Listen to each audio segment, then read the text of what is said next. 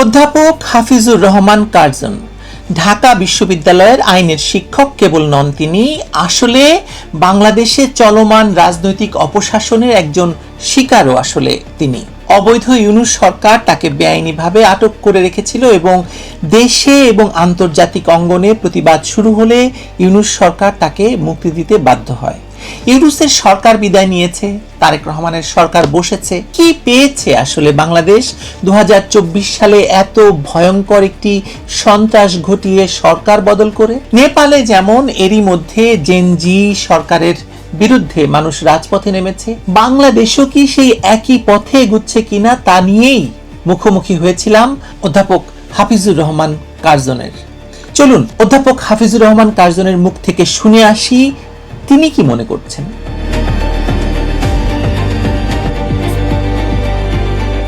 ধন্যবাদ doctor Hafizur Rahman Curzon যোগ দেওয়ার জন্য। আমরা মূলত শুরু করব 2024 নিয়েই। 2024 আসলে বাংলাদেশকে কি দিল আপনি যদি সংক্ষেপে বলেন, তারপরে আমরা আগাই যে আসলে 2024-এ এত বড় একটি ঘটনা ঘটে গেল এবং এখন সবাই বলছে, গবেষকরা বলছেন, সাধারণ মানুষ বলছেন যে আসলে একটা মেটিকুলাস ডিজাইন ছিল। সেই ডিজাইনের মধ্য দিয়ে ধরে নিচ্ছি একটি স্বৈরাচারী সরকারকে বাদ দেওয়া হয়েছে, বিপুল প্রাণহানি হয়েছে। বাংলাদেশ আসলে কি পেল? 2.5 বছরে আপনার অভিজ্ঞতা কি বলে? আপনাকে ধন্যবাদ, আপনার মাধ্যমে যারা শুনছেন তাদেরও ধন্যবাদ। আমি যেটা মনে করি যে 2024-এ আপনার জুলাই আগস্টে যেটা হয়েছে সেটা আসলে মেটিকুলাসলি ডিজাইনড, খুবই সূক্ষ্মভাবে পূর্ব পরিকল্পিত দেশি বিদেশি অর্থায়ন মুক্তিযুদ্ধের বাংলাদেশটাকে একটা ব্যর্থ রাষ্ট্র, বিশেষ করে একটা সাম্প্রদায়িক এবং উগ্রবাদী রাষ্ট্রে পরিণত করার একটা দেশি বিদেশি তৎপরতা, চক্রান্ত, ষড়যন্ত্র, যাই বল। আমি এখন 2024 সালের জুলাই আগস্টের যে একটা ঘটনা তো না, আপনি আন্দোলনে কি হয়েছে, কারা অংশ নিয়েছে, কারা সামনে ছিল, কারা সেখান থেকে বিরিয়ানির প্যাকেট কারা দিয়েছে, খাবার কোনো অভাব ছিল না, তারপরে স্নাইপার রাইফেল কারা ব্যবহার করলো, সেটা পুলিশের কাছে কেন গেল, পুলিশের ছাড়াও আপনি সাবেক উপদেষ্টা ব্রিগেডিয়ার শাখাওয়াত হোসেন যে প্রশ্নটি তুলেছেন, সেটা শুধুমাত্র সশস্ত্র লোক না, সেটা সিভিল লোকের কাছেও গেল এবং তাদের কারো কেউ কেউ দেখতে তাদের দেখতে বাংলাদেশিদের মতো। তারপরে 3000 পুলিশ কারা হত্যা করত। তারপরে এই কিছুদিন আগে বিএনপি দলীয় সাংসদ নীলুফার চৌধুরী তিনি বলেছেন একটা জায়গাতে যে বিএনপি দলীয় একজন তার সাথে শেয়ার করছেন যে আপনি মিছিল যখন চলছিল কিংবা সমাবেশ চলছিল সেখানে তিনি দেখলেন যে তার পাশে যে লোকটি হুট করে সে রাস্তার উপর লুটিয়ে পড়লো, তারপরে মারা গেল। কিন্তু কেউ বুঝতে পারলো না যে এটা যে সে যে পড়ে গেল, মরে গেল, সেটা গুলি করতে গিয়ে তার উপরে আসলো শব্দ নাই। এবং এই যে প্রতিনিয়ত আমাদের কাছে নতুন নতুন তথ্যপত্র কিন্তু এই তথ্যের আপনিও তো একজন ভুক্তভোগী, কারণ হচ্ছে 2024-এর পরে আচানক আপনাদেরকে অ্যারেস্ট করা হলো। তার হচ্ছে যে 2024-এর যে ডিজাইনটি চলেছিল তা তো আপনাকে তার অংশ করে ফেলা হলো না। আমি তো ধরেন যে আমার যে শিক্ষা জীবন, আমার ছাত্র জীবন থেকে আমি রাজনীতি, সংস্কৃতি, তারপরে প্রগতিশীল নানা আন্দোলনের সাথে জড়িত, পড়াশোনাও করি, গবেষণাও করি, চেষ্টা করি এবং আমি আমার সারা জীবনে কয়েকটা বিষয়ে কোনো আপোষ করিনি। একটা হচ্ছে মুক্তিযুদ্ধ, বঙ্গবন্ধু, বাংলাদেশ। এই 3টা বিষয়ে আমি সবসময় কোন রকম আপোষ করিনি। এটাকে আমার বটম লাইন বলতে পারেন, এটাকে আমার নানাভাবে আপনি চিত্রায়িত করতে পারেন। আপনার 5ই আগস্টের আন্দোলনের পরে যখন ওই আপনার ডক্টর মোহাম্মদ ইউনূস তার উপদেষ্টাদের নিয়ে প্রথম যখন 7ই মার্চের ভাষণকে তিনি যখন নিষিদ্ধ করলেন, সরকারিভাবে তার যে স্বীকৃতি ছিল, তারপরে আপনি 15ই আগস্টের যে জাতীয় আপনার ছুটির দিন সেটাকে বাতিল করলেন, প্রচন্ড কষ্ট পেয়েছি। কিন্তু যখন তারা, আমি দেখলাম জাতীয় সঙ্গীত পরিবর্তনের চেষ্টা করছে, যখন তারা দেখলাম যে মুক্তিযুদ্ধের বিপরীতে জুলাইকে দাঁড় করাবার চেষ্টা করছে, যখন দেখলাম তারা মুক্তিযোদ্ধাদের অপমান করা শুরু করেছে, যখন দেখলাম আমাদের মূল সংবিধানকে তারা কবর দিয়ে দিতে চাইছে, তখন আমার হৃদয়ের ভেতর থেকে, মানে যে হৃদয়ের ভেতরে আমি বাংলাদেশকে ধারণ করি এবং মুক্তিযুদ্ধকে ধারণ করি, বঙ্গবন্ধুকে ধারণ করি, তারপরে জাতীয় পতাকা, জাতীয় সঙ্গীতকে ধারণ করি, সেখানে মনে হলো যে রক্তক্ষরণ হচ্ছে। সেখানে মনে হলো যে সেই পাকিস্তানের যে শকুন, সেটা বোধহয় আবার আমার খাবলে ধরেছে, আমি নিতে পারছিলাম। এবং আমি কখনোই, মানে যে কোনো আমলই থাক, জাহানারা ইমামের নেতৃত্বে যখন আপনার 1971 সালের সেই হায়নাদের বিচারের দাবিতে আন্দোলন শুরু হয়েছিল, তখনও ছিলাম, তার মাঝখানেও বিভিন্ন সময় ছিলাম। এমনকি বঙ্গবন্ধু কন্যার সময় যখন আমরা দেখেছি যে আপনার মুক্তিযুদ্ধ নানাভাবে সেটার, মানে মুক্তিযুদ্ধের চেতনা বিক্রি হয়ে যাচ্ছে, আমরা কিন্তু সেটার প্রতিবাদ করেছি। আবার আমরা যখন দেখেছি যে বঙ্গবন্ধুর আদর্শ থেকে আপনার বাংলাদেশ এবং আপনার সরকার বিচ্যুত হচ্ছে, আমরা কিন্তু সমালোচনা করেছি। এবং যখন দেখেছি যে বাংলাদেশ, মুক্তিযুদ্ধ, বঙ্গবন্ধু আক্রান্ত, তখন কিন্তু আমরা কখনোই বসে থাকি। অধ্যাপক কার্জন, আমরা দেখতে পাচ্ছি যে মানে কথিত জুলাই বিপ্লবের পর বাংলাদেশের গণতন্ত্র, স্থিতিশীলতা, এই যে আমরা একটা উন্নয়নের ট্র্যাকে উঠেছিলাম, অর্থনৈতিক সফলতা আসছিল, সব একটা শুধু হোঁচট খায়নি, এখন একদম এটা জাস্ট এক জায়গায় থামিয়ে দেওয়া হয়েছে, থেমে গেছে। এটা কি আপনার কাছে মনে হয় যে এটাও একটা উদ্দেশ্য ছিল 2024-এর যে কথিত আন্দোলন, অথবা মানে বাংলাদেশকে থামিয়ে দেওয়া? একটা ধরেন যে আপনি কয়েকটা শব্দ বললেন, গণতন্ত্র। গণতন্ত্র বললে তো আমরা সেটা আব্রাহাম লিঙ্কনের ফেমাস কোটটা আমরা জানি, of the people, by the people, for the people. কিন্তু এখানে পিপলটা কোথায় ছিল? আপনার পিপলটা কোথায় ছিল? 2024-এর ইয়ের কথা বলছেন আপনি? 2024-এর পরে যে গণতন্ত্রের কথা বলছি, গণতন্ত্র হতে গেলে তো জনগণ থাকতে হবে, তাই না? ইউনূস সাহেব এসে তো উনি তো নির্বাচন দিতে চান নাই। উনি তো চেষ্টা করেছেন 5 বছর, 10 বছর, এবং কেউ কেউ বলেছেন 50 বছর ক্ষমতায় থাকার কথা। এবং তাতে করে প্রথম দিকে আপনার যে সমস্ত বৈঠকগুলো হতো রাজনৈতিক দলের সঙ্গে, একটা রাজনৈতিক দলের সাথে আপনার বৈঠক হতো বিএনপির সাথে বড়জোর 30 মিনিট, জামাতের সাথে 30 মিনিট, অন্যান্য ছোট দলগুলোর সাথে 10 মিনিট কি 15 মিনিট। তা আপনি একটা দেশের রাজনীতি, তার গভর্নমেন্ট পলিসি, ভবিষ্যতের রূপরেখা, অনেক কিছু নিয়ে কথা বলবেন, তার জন্য সময় হচ্ছে 30 মিনিট। আসলেন, আপনি শুভেচ্ছা বিনিময় করলেন, চা খেলেন, 15 মিনিট শেষ মিনিমাম। আপনি 15 মিনিটে যদি এটা কথা বলেন, ডাজ ইট মিন, মানে এটা ইউনূস সাহেবকে কিছু মিন করতে চেয়েছেন? তিনি তো এসছেন তার নিজস্ব এজেন্ডা, এবং তিনি এসছেন। আমরা দেখতে পেয়েছি, আমি দুঃখিত আপনাকে আমি থামালাম এ কারণে যে ধরুন সেই সময় ডক্টর মোহাম্মদ ইউনূস যে কোনো সময় বলতেন আমি চলে যাব, আমাকে ছেড়ে দাও, এবং তারপরে উনি যমুনাতে মানে ওই যে লালু ভুলু কালু বলে ডাক দিতেন, আর সবাই গিয়ে মানে যেত, মানে সবাই গিয়ে 10 মিনিট 15 মিনিট কথা বলে কমলার জুস পান করে তারা বেরিয়ে আসতো, এবং তারপরে একটা সিদ্ধান্ত হয়ে যেত। যেমন ধরেন আওয়ামী লীগ নিষিদ্ধ হয়ে যাওয়ার, দেশের সবচেয়ে পুরনো দল নিষিদ্ধ করা মানে হলো এভাবে, এবং একটা মানে গণতান্ত্রিক বাংলাদেশের পথকে, বা একটা বাংলাদেশকে এজিটেশন থেকে মুক্ত, মানে এজিটেটেড বাংলাদেশকে মানে শান্তির পথে নেওয়ার সমস্ত পথ রুদ্ধ করে দেওয়া হলো। কি দায় ছিল, মানে কেন এই দলগুলো, ধরুন ডক্টর মোহাম্মদ ইউনূসের মতো মানুষ, অবৈধ একজন মানে রাষ্ট্র ক্ষমতা দখলকারীর কথা শুনতে হলো, তাদেরকে কথা শুনলো তারা? দেখেন, আমি জুলাই সম্পর্কে একটা বিষয় আমি নিজে পরিষ্কার হতে অনেকদিন সময় লেগেছে। আপনার কতদিন লেগেছে আমি জানি না। যে আপনার এটা, মানে যারা জুলাই আন্দোলনের সঙ্গে ছিলেন বলে দাবি করে, এই যে আপনার জামাত শিবির, এবং তাদের তরফ থেকে বলা হয়েছে যে তারা খুবই মেটিকুলাসলি, গুপ্তভাবে, সুপ্তভাবে আন্দোলনটা করেছেন। তারা মানে এমন ভাবে করেছেন যাতে বিএনপিও বুঝতে না পারে, যাতে চীনপন্থী বাম যারা তারাও বুঝতে না পারে, যারা সিভিল সোসাইটি আছে তারাও বুঝতে না পারে।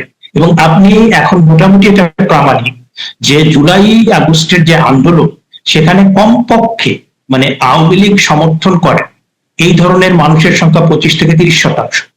আপনি যদি 100% হিসাব করেন, কারণ আপনার ওই যে কোটার বিরোধে, আমি তো কোটার বিরুদ্ধে তো আমি নিজেই মানে আমি সেটা বলেছি যে কোটা তো থাকা উচিত না, মানে মুক্তিযোদ্ধাদের কোটা এইভাবে প্রয়োজন 10% থাকতে পারে। এবং এইটা কিন্তু আওয়ামী লীগের শিক্ষিত সচেতন যারা, তারা অধিকাংশই কিন্তু এটা মনে করে কোটার বিরুদ্ধে কিন্তু। এবং আপনি দেখেন যে তাদের একজন সমন্বয়ক, প্রভাবশালী সমন্বয়ক, সে বললো যে প্রথম 2 সপ্তাহ যে আন্দোলন, এটা এটা এটা চালিয়েছে 80% ছাত্রলীগের ছেলেমেয়েরা। তারা এটাকে মানে তারা এটাকে অগ্রগামী করে নিয়ে গিয়েছে। সুতরাং এই যে আপনি দেখেন যে আন্দোলনেতে বিএনপিও ছিল, বাম দলও ছিল, আওয়ামী লীগের যারা সমর্থক তারাও ছিল, তাদের যেটা ছিল যে মুক্তিযুদ্ধ কোটাটা যেন না থাকে, তাই না? তো সেইটাকে আপনার পুঁজি করে মাঝখানে এমন কিছু নাশকতা করা হলো, স্নাইপার রাইফেল, তারপরে 3,000 পুলিশ কিভাবে মারা গেল, তারপরে আপনার এই যে শিশু মৃত্যু, তারপর আমি ব্যক্তিগতভাবে মানে মনে করি যে প্রত্যেকটা মৃত্যুই খুবই দুঃখজনক এবং প্রত্যেকটা মৃত্যু মানে বিচার হওয়া উচিত। আমি যেটা মনে করি যে আগেও বলেছি যে 24-এর একদিকে আমরা দেখেছি যে আপনার যদিও সেই সংখ্যাটা প্রশ্নবিদ্ধ হয়েছে, এবং এইটা আসলে মানে জাতিসংঘের মতো বৈশ্বিক সংগঠন, তারা নানা সময় বিতর্ক তৈরি করেছে, তারপরেও আমাদের দেশের সিভিল সোসাইটি মানুষের মধ্যে একটা ধারণা আছে যে জাতিসংঘ যেটা করবে সেটা অথেন্টিক এবং সেটা নিরপেক্ষভাবে করবে। কিন্তু আমরা এবার দেখলাম যে জাতিসংঘ ন্যাক্কারজনকভাবে ইউনুস হুজুর কিংবা ইউনুস এন্ড গং তাদের পক্ষে নেমে গেল, এবং তারা যে 1400 মানুষের হিসাবটা দিল, আমার তো ধারণা এই আপনার এই জাতিসংঘের যে রিপোর্ট, এটা নেপথ্য থেকে এই জামাতি কিংবা ভাড়া করা কিছু লোক এটা করে দিয়েছে, কারণ সেখানে অসঙ্গতি আছে। লক্ষ্য করেছেন কিনা জানি না প্রফেসর কার্জন, জাতিসংঘের এই রিপোর্টের পিছনে যিনি কাজ করেছিলেন, দুজন ব্যক্তি আমি জানি কাজ করেছিলেন। একজন হচ্ছেন জাতিসংঘের সেই সময়ে বাংলাদেশে নিযুক্ত হুমা খান, একজন ভারতীয় নাগরিক, কাশ্মীরি নাগরিক, এবং আমাদের আইরিন খান, তিনি তখন জেনিভাতে ছিলেন। জেনিভার এই আইরিন খানের এই কাজের জন্য তিনি পুরস্কার পেয়েছেন, প্রতিমন্ত্রীর পদমর্যাদা, যেখানে সিনিয়র সচিব হওয়ার কথা ছিল সেখানে প্রতিমন্ত্রীর পদমর্যাদায় তিনি জাতিসংঘে নিযুক্ত হয়েছেন। আপনার কি মনে হয় এখনো কি এই ডিজাইন চলছে মেটিকুলাস? আপনি ধরেন যে একটা আন্দোলন যদি জেনুইন না হয়, আপনি একটা লোক যে মানে অপরাধ করলে সে কিন্তু অপরাধের একটা চিহ্ন রেখে যায়। একটা লোক যদি দুষ্কর্ম করে তাহলে কিন্তু তার ওই দুষ্কর্মের কোনো একটা চিহ্ন সে রেখে যায়। আর আপনি যখন দেখেন আমার মুক্তিযুদ্ধ হয়েছে, তাই না, মুক্তিযুদ্ধ হয়েছে, আমি যখন একটা ভালো কাজ করব তখন তো আমার ভিতরে কোনো গিলটি কিংবা কোনো ধরনের আপনার ফল্ট থাকবে না, তাই না? আমি যখন একটা ভালো কাজ করব, আমার ভাষা আন্দোলন, আমার 69-এর গণ অভ্যুত্থান, আমার মুক্তিযুদ্ধ, 90-এর গণ আন্দোলন, কই সেটা নিয়ে তো এরকম কোনো আমরা প্রতারণা দেখি না, সেটা নিয়ে তো এগুলো আমরা দেখি না। আপনি দেখেন যে ইউনুস সাহেব তো ওইটাও ঠিক করতে পারেন না। আপনি যেখানে বলা হলো যে প্রায় 1400 মানুষ এখানে হত্যাকাণ্ডের শিকার হয়েছেন, এবং সেইটা আমাদের সিভিল সোসাইটি আবার কোট করে, বাট ডক্টর মোদী যখন ক্ষমতায় ছিলেন তখন সরকারি ওয়েবসাইটে 800 কতজন, সরকারি ওয়েবসাইটে লেখা হচ্ছে 800 কতজন, তাহলে পরে এই যে 600 মানুষ, আপনি হিসাবের গরমিল হতে পারে 5 জন 10 জন, মানে এরকম অ্যাবনর্মাল সিচুয়েশন, কিন্তু এত মানুষের গরমিল যেখানে হয়, তা আপনি তো এই গরমিলের জন্য এটা আপনার প্রসিকিউশন হবে। আজকে হয়তোবা আপনি ধরেন যে সময়টা মানে আস্তে আস্তে 24-এর পর থেকে তো সময় আস্তে আস্তে সবাই বুঝতে পারছে যে বৈশ্বিক মানে দেশি বিদেশি তারপরে আঞ্চলিক যারা স্টেক হোল্ডার, তারা বুঝতে পারছে যে এটা আসলে কি, এবং তারা নিজেরাই ফাঁস করছেন। কেউ বলছেন আমরা পুলিশ হত্যা করেছি, কেউ বলছেন আমরা মেট্রো রেলে আগুন দিয়েছি, কেউ বলছেন যে আমরা এই ডোনাল্ড ট্রাম্প নিজেই বললেন $27 মিলিয়ন যে আমরা আমাদের এখানে ইনভেস্টমেন্ট করা হলো, এটা কারা কারা কারা মানে কোথায় কিভাবে খরচ হলো। তারপরে এখন আন্দোলনকারীরা বলছেন যে বিরিয়ানির প্যাকেট এসছে একটার পর একটা, কোথেকে এসছে, খাবার কোনো অভাব নেই, পানির কোনো অভাব নেই। মানে টাকার কোনো অভাব নেই।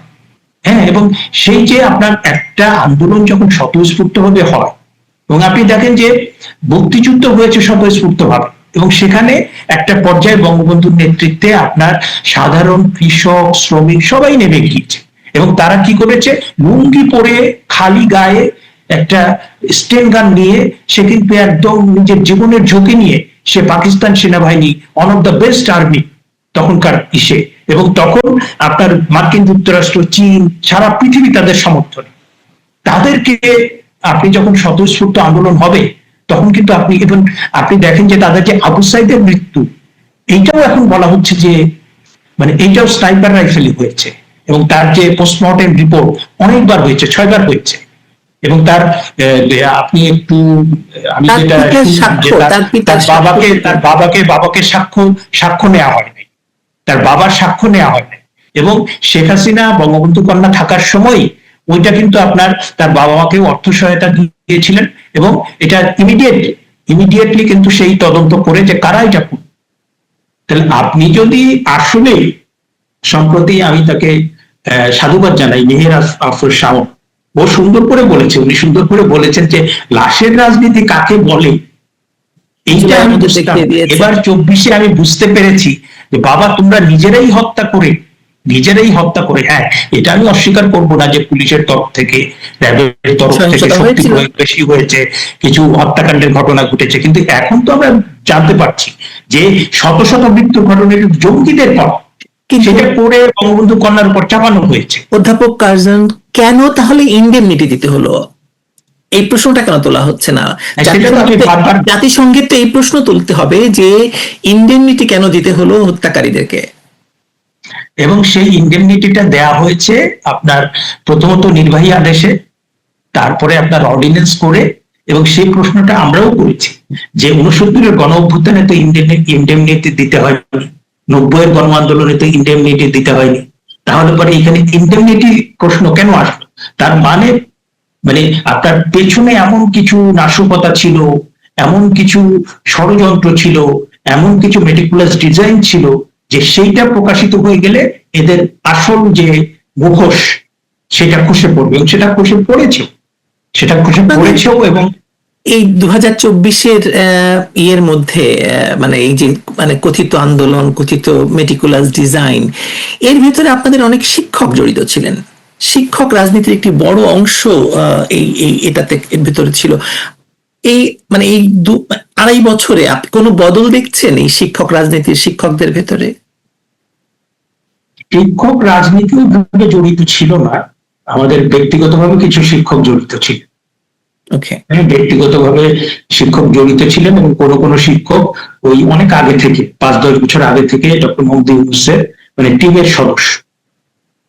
হ্যাঁ, কারণ বিষয়টা হয়েছে, আমি এখন যেটা সাসপেক্ট করি, কারণ আপনি নোবেল শান্তি পুরস্কার কিন্তু এখন প্রচন্ডভাবে বিতর্কিত একদম, এবং মার্কিন যুক্তরাষ্ট্র তার যে জিওপলিটিক্যাল ইন্টারেস্ট কিংবা স্টেট, সেটাকে হাসিল করার জন্য ডক্টর ইউনূসের মতো একটা প্রতারক, সিভিল সোসাইটি প্রতারক বা সিভিল সোসাইটি ব্রোকার কিংবা দালাল খুঁজছিল, এবং সেই জন্য তারা 15-20 বছর আগে তাকে নোবেল পুরস্কার দিয়ে কিন্তু আপনার সেট করে রেখেছে, এবং সময় মতো তাকে ব্যবহার করা হয়। তুমি দেখেন যে লোকটার কোনো লজ্জা শরম কোনো কিছু নেই। নির্বাচনের 3 দিন আগে যে চুক্তিটা করলো সেই চুক্তির মধ্য দিয়ে বাংলাদেশের বলা হচ্ছে যে আপনার অনেকটাই বাংলাদেশকে বিক্রি করে দেওয়ার মতো, এটাতে কৃষি আপনার ক্ষতির মুখে পড়বে, তারপর আপনার ব্যবসা বাণিজ্য ক্ষতির মুখে পড়বে, শিল্প ক্ষতির মুখে পড়বে, সামরিক সরঞ্জাম আপনি যে অল্প পয়সায় চীন থেকে কিনতে পারতেন সেটা করতে পারবেন না, এবং কিছু কিছু ক্ষেত্রে আপনি বিদেশ থেকে কিছু করতে গেলে আপনাকে যুক্তরাষ্ট্রের অনুমতি নিতে হবে। তাহলে এর চেয়ে বড় আপনি স্বাধীনতা সার্বভৌমত্বকে এবং পলিসিগত কোনো সিদ্ধান্ত কিন্তু তত্ত্বাবধায়ক সরকার নিতে পারেন, এবং পরবর্তীতে বর্তমান যে সরকার এসছে তারা চুক্তির ব্যাপারে তারা সেটা বাতিলও করতে পারতেন, বাতিল যদি নাও করতে পারতেন এটা অন্তত রিভিউ করার উদ্যোগটা নেওয়া দরকার ছিল। নইলে পরে কিন্তু এই এদের সম্পর্কে, এই সরকার সম্পর্কে কিন্তু মানুষ এবং আপনার সিভিল সোসাইটি এবং যারা বিশ্লেষক তাদের কিন্তু ধারণা ভালো হবে না। এবং আমার মনে হয় যে মার্কিন যুক্তরাষ্ট্র অনেক দেশেই তারা আগ্রাসন করেছে, আবার অনেক দেশেই তাদের পিছিয়ে আসতে হয়েছে। আমার মনে হয় যে আজকে হোক, 2 বছর পরে হোক, 5 বছর পরে হোক, মার্কিন যুক্তরাষ্ট্রকে সরতে হবে। মার্কিন যুক্তরাষ্ট্র যেহেতু পরাশক্তি, তাদের সাথে সম্পর্ক রেখে আমাদের যেমন করতে হবে, আবার একই সত্য যে 1971 সালে কিন্তু মার্কিন যুক্তরাষ্ট্র অনেক বড় বড় শক্তিকে মানে তাদের বিরুদ্ধে লড়াই করেই আমরা কিন্তু মুক্তিযুদ্ধে জয়লাভ করেছি।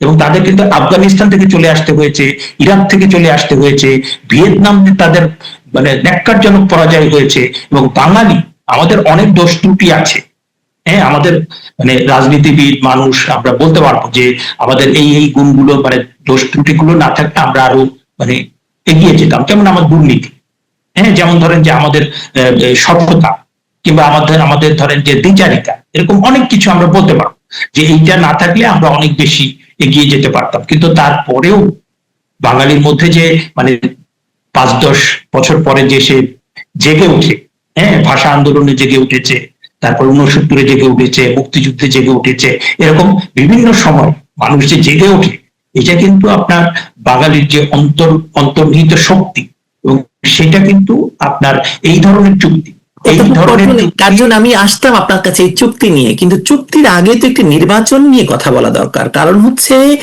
যে এত বড় একটা মানে বাংলাদেশে একটা বিরাট বড় রাজনৈতিক দলকে বাইরে রেখে একটা নির্বাচন হলো, এবং সেই নির্বাচন ধরেন এবং নিষিদ্ধ রাখা হলো, অংশগ্রহণ করতে দেওয়া হলো না।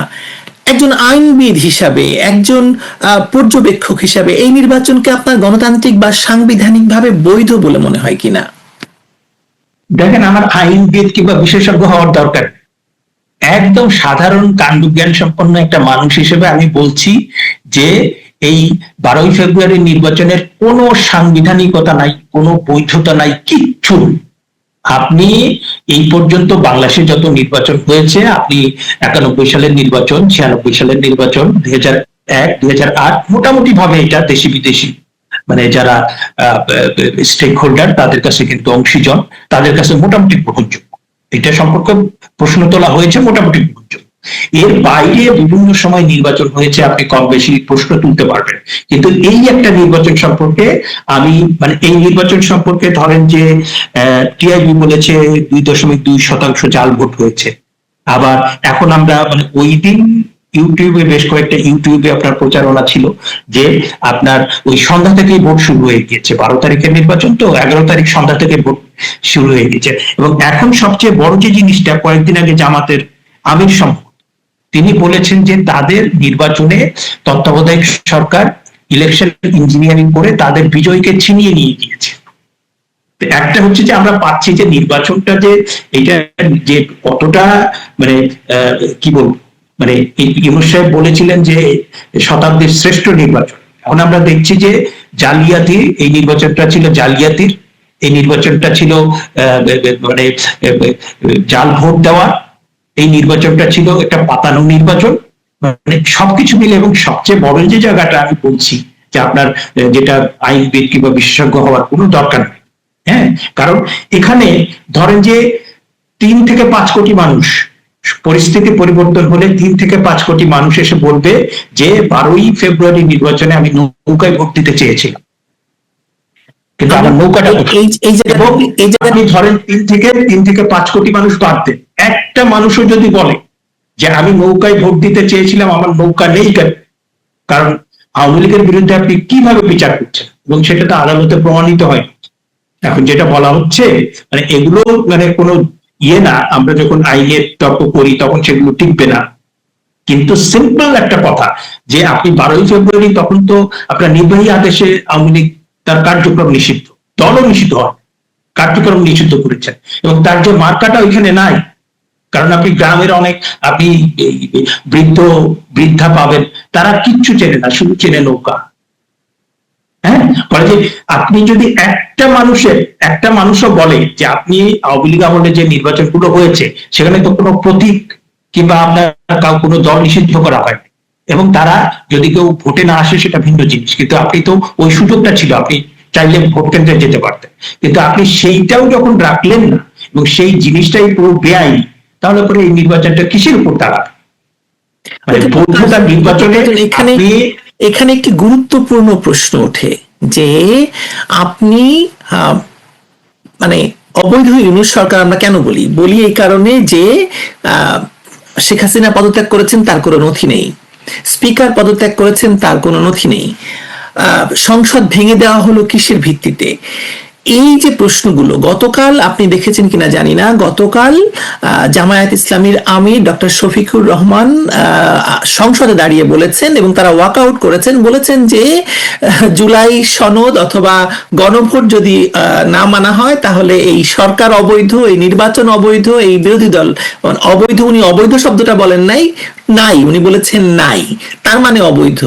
আপনি এই জায়গাটা যদি অ্যাড্রেস করেন যে যদি প্রধানমন্ত্রী পদত্যাগ না করে থাকেন, স্পিকার পদত্যাগ করে না থাকেন, তাহলে তো ডিফ্যাক্টো প্রধানমন্ত্রী হিসেবে এখনো বাংলাদেশের সংবিধান যদি মানা হয় আরেকটি নির্বাচনের সময় না আসা পর্যন্ত মানে 2024-এর সরকারি কার্যকর থাকার কথা। না, এর চেয়েও তো গুরুত্বপূর্ণ প্রশ্ন আছে যে আপনার যে এই সরকার যে আসলো, আসার পরে যে সে সংবিধান অনুযায়ী শপথ নিল এবং সেইটাকে আপনার বৈধতা দেওয়া হলে যে অ্যাপেলেট ডিভিশনে যে আপনার তারা একটা রুলিং দিয়েছিল, তারা একটা বিচারকদের মতামত নিয়েছিল বলে, এবং মতামত ঠিক না, 106 অনুযায়ী হ্যাঁ মতামত নিয়েছিল, বিচারকরা ছিলেন না, বিচারকরা ছিলেন হচ্ছে ক্যান্টনমেন্টে বন্দী। ওই জিনিসটা বিচারকরা ছিলেন না, কারণ তখন আপনার তৎকালীন প্রধান বিচারপতি তিনি ছিলেন সেনানিবাসে, আবার আরেকজন বিচারপতি এনায়েতুর রহিম তিনিও ছিলেন সেনানিবাসে, বাকিরা কোথায়? এবং ওই সইটা জাল করে গেছে আপনার তখনকার যে আইন উপদেষ্টা ওই সইটা জাল করেছেন এবং অ্যাডভোকেট মোহসিন রশিদ সেটাকে আপনার চ্যালেঞ্জ করেছেন। সেটা কি অবস্থায় আছে আমি জানি না।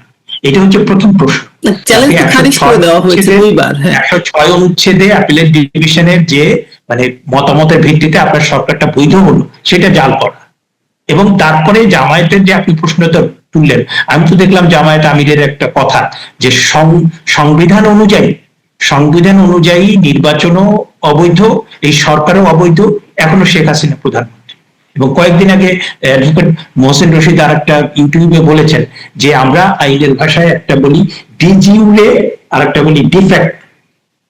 হ্যাঁ, কারণ ধরেন যে 1971 সালে যেটা হয়েছিল যে 25শে মার্চের পরে বাংলাদেশের যে ডিজিউরে মানে অথরিটি কিংবা গভর্নমেন্ট, সেটা হচ্ছে যে তাজউদ্দিন সাহেবের, যেখানে বঙ্গবন্ধু ছিলেন প্রেসিডেন্ট, তিনি তখন পাকিস্তান কারাগারে বন্দী, ওইটা হচ্ছে আইনসঙ্গত বৈধ সরকার।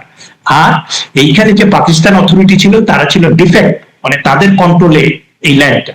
তো ওই অ্যাডভোকেট মোহসিন রশিদ কিন্তু ওই কথা বলেছেন যে আপনি তো যে সংবিধান নিয়ে আসেন, আপনি যদি 106 অনুচ্ছেদ নিয়ে আসেন, আপনি যদি ঘটনা পরম্পরা নিয়ে আসেন, এবং যে সমস্ত ঘটনার প্রেক্ষিতে বলা হচ্ছে এই অনুচ্ছেদ বৈধ, ওর সবগুলোই প্রায় জাল করা। তাহলে পরে এখনই কিন্তু মানে ডিজিউরের প্রধানমন্ত্রী হচ্ছে বঙ্গবন্ধু কন্যা শেখ হাসিনা, আর ডিফ্যাক্টো হচ্ছে এখন যারা আছে তারা, ওই আর্গুমেন্টের প্রেক্ষিতে। তাহলে পরে তো আপনি যে আর্গুমেন্ট তুললেন তার যে অনেক কি বলে যে অনেক উচ্চতা এবং অনেক সূক্ষ্ম বিচার বিশ্লেষণ চলে আসে, তাতে করে কিন্তু ওই এখনো তিনি বৈধ প্রাইম মিনিস্টার হিসেবে। এখানেই মানে এটা মানে ম্যাজিকটা লুকিয়ে আছে যে শেখ হাসিনাকে ফিরে আসার সুযোগ দেওয়া বা উনি যে ফিরে আসার ঘোষণা দিয়েছেন তা নিয়ে যে এত হইচই, সরকারের ভেতরে এত অস্থিরতা, বিরোধী দল বা এনসিপির মধ্যে এত ভয় দেখতে পাচ্ছি আমরা, এটাই কি একমাত্র কারণ নাকি অন্য কোনো কারণ আছে? না, আমার তো যেটা এখন ওদের কথাবার্তা শুনে মনে হয় যে 2024-এর 5ই আগস্টের পরে ওরা মনে করেছিল যে এইবার আমরা আওয়ামী লীগকে নির্মূল করেছি, বাংলাদেশের আওয়ামী লীগ বলে কিছু নাই, আমাদের মতো করে আমরা দেশকে একটা সাম্প্রদায়িক উগ্রবাদী রাষ্ট্র বানায় ফেলবো। হ্যাঁ, এবং মুক্তিযুদ্ধ, আওয়ামী লীগ, তারপরে তারা তো শুধু তাদের বয়ানটা হচ্ছে 1947 সালের পরে 2047 সালে আমরা দেশ পেয়েছি, 24-এ আমরা স্বাধীন হয়েছি। এই মাঝখানে যে ভাষা আন্দোলন, তারপরে 69-এর গণ অভ্যুত্থান, মুক্তিযুদ্ধ হচ্ছে আমার 1000 বছরের শ্রেষ্ঠ ঘটনা।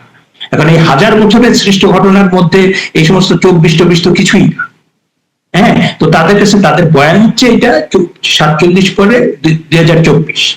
হ্যাঁ, এখন এই যে তারা মনে করেছে যে এইখানে যে আওয়ামী লীগ সব আমরা ফেলে দিয়ে এখানে একটা বাংলাদেশ করব, নতুন বাংলাদেশ, যে বাংলাদেশে মুক্তিযুদ্ধ হয়নি, যে বাংলাদেশে তারপরে তারা এই রাজনৈতিক ভাবে এই বয়ান হাজির করার পরে তারা কি করলো, কালচারাল ফ্যাসিস্টের কথা বলে তারা প্রথম আলো, ডেইলি স্টার পোড়াই দিল, উদীচী এবং ছায়ানটে তারা আগুন দিল, এবং তারা তারপরে আমার কালচারাল আইডেন্টিটিতে হাত দিল।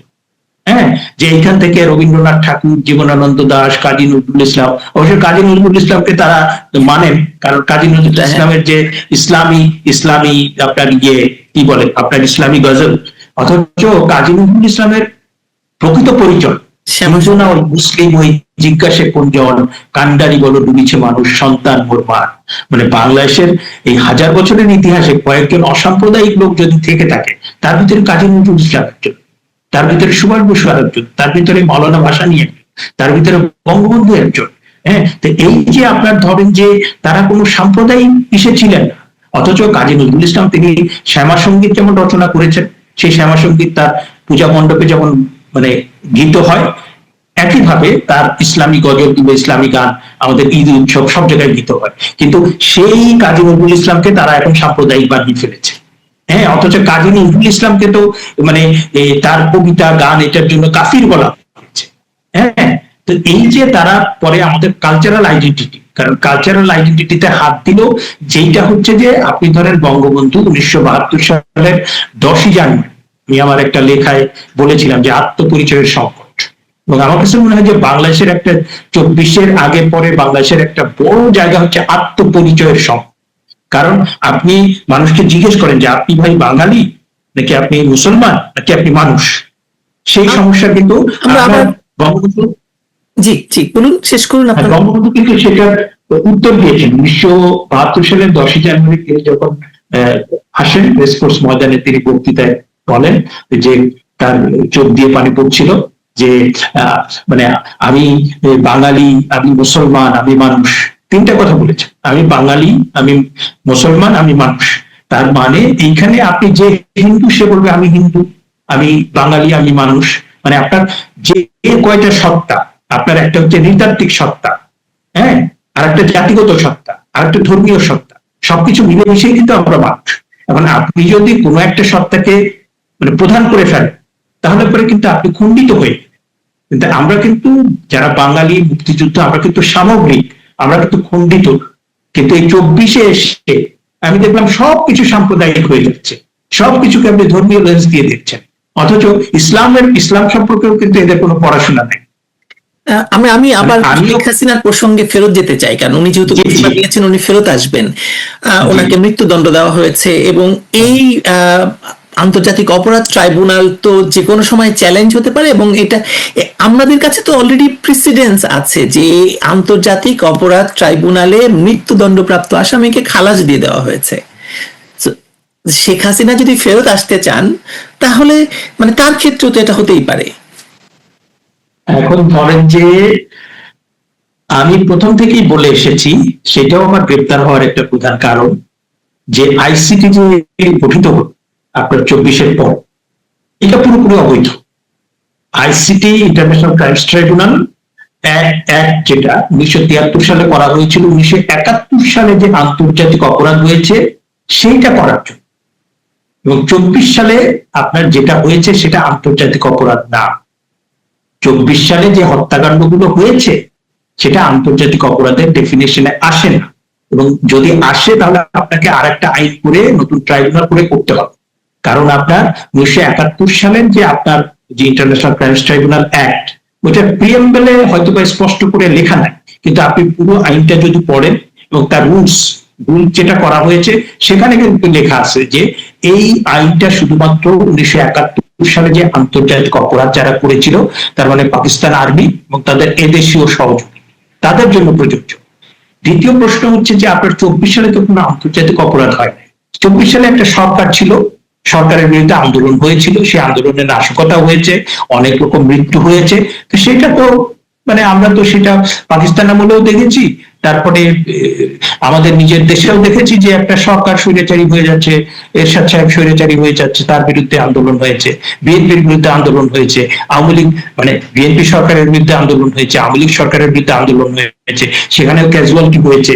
তো সেটা তো আপনার দেশের একটা ক্রিমিনাল, রেগুলার ক্রিমিনাল কোর্টে বিচার, হ্যাঁ, কিন্তু যাকে তারা জোরজার করে সেটা করেছে। হ্যাঁ, এবং আপনি যদি মানে আমরা তো মানে দেশের ভিতরে যে মানে বিচারিক স্বাধীনতা কিংবা বিচার বিভাগ, আপনি যদি এই যে ইন্টারন্যাশনাল ক্রাইমস ট্রাইব্যুনাল যে গঠিত হলো, আপনি তো হাইকোর্টে একটা হিয়ারিং করতে পারছেন না। কেউ একজন যে চ্যালেঞ্জ করবে দি establishment of international crimes tribunal after 2024 এটাকে হাইকোর্ট ডিভিশনে চ্যালেঞ্জ করলে যুক্তিতর্কে এটা টিকবে না, এটাকে বাতিল করে দিতে হবে।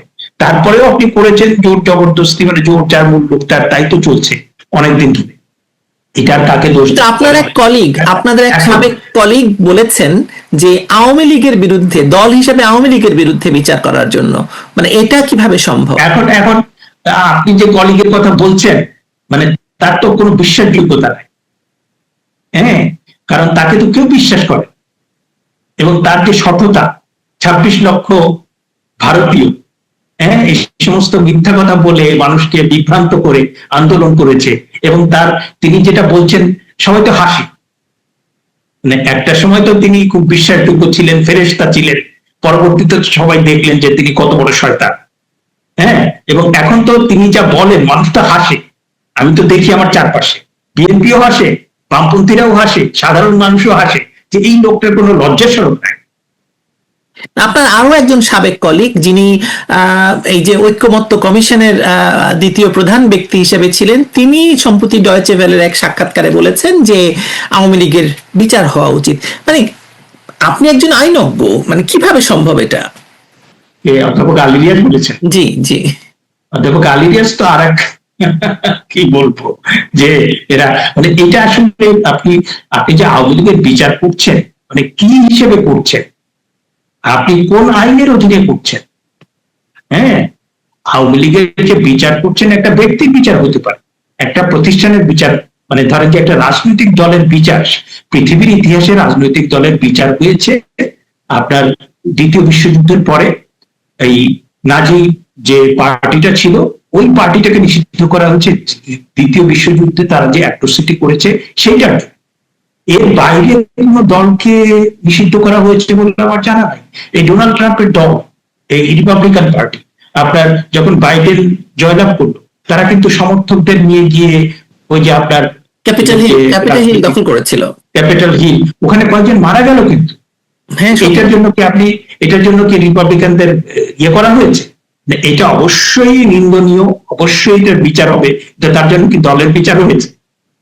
মানে আপনি যদি এইটার জন্য দলের বিচার করেন, তাহলে পরে তো আপনার প্রত্যেকটা বিভিন্ন দেশের প্রত্যেকটা রাজনৈতিক দল, মানে আমাদের মতো দেশে কিংবা উপমহাদেশে আপনি দেখবেন এই যে রাজনৈতিক দলে যে হানাহানি কিংবা সরকারে থাকলে যেটা হয়, এটা কিন্তু নট অ্যাবনর্মাল, এটা কিন্তু কোয়াইট আপনার এই যে তারা মেলাতে চাইছে জামায়াতের বিচারের সাথে। কারণ জামায়াত 1971 সালে দলগতভাবে মানবতা বিরোধী অপরাধ করেছে, তার সাথে মিলাতে চাইছে আওয়ামী লীগকে। এবং এই মিলাতে গিয়েই তো তারা মানে তারা তো 5ই আগস্টের পরে মানে মনে করেছিল যে বাংলাদেশ এবং বিশ্ব জয় করে ফেলেছে। কিন্তু তারা যখন এই সমস্ত কাজ করতে গেল, মানে মুক্তিযুদ্ধে হাত দিল, জাতীয় সঙ্গীতে হাত দিল, তারপর 24কে 71-এর বিপক্ষে দাঁড় করাতে গেল, তখনই কিন্তু তাদের ব্যাকফুটে যেতে হয়েছে, তখনই কিন্তু তাদের পেছনে উঠতে হয়েছে। ওই একই কারণে ইউনূস সাহেবকে কিন্তু এত সহজে উনি ছাড়ার পাত্র ছিলেন। ওই মুক্তিযুদ্ধ, বঙ্গবন্ধু, বাংলাদেশ, এখানে হাত দিয়েই কিন্তু তাকে সরে যেতে হয়েছে। এবং এইখানে এইটার জন্য মানে জামাতের মতো মুনাফিকরা তারা ব্রিটিশ আমল থেকে পরাজিত হয়েছে, তারা ব্রিটিশ আমলে পরাজিত হয়েছে, পাকিস্তান আমলে পরাজিত হয়েছে, ব্রিটিশ আমলে পাকিস্তানের বিরোধিতা করেছে, বাংলাদেশ হওয়ার সময় বাংলাদেশের বিরোধিতা করেছে, এখন আবার বাংলাদেশ রাষ্ট্রে নানা রকম নৈরাজ্য তৈরি করার জন্য নানা রকম মুনাফিকি শুরু করেছে। এইটাও আমার মনে হয় যে তাহলে তারেক রহমানের সরকার কেন, আপনি ইন কোর্স অফ টাইম তারা পরাজিত।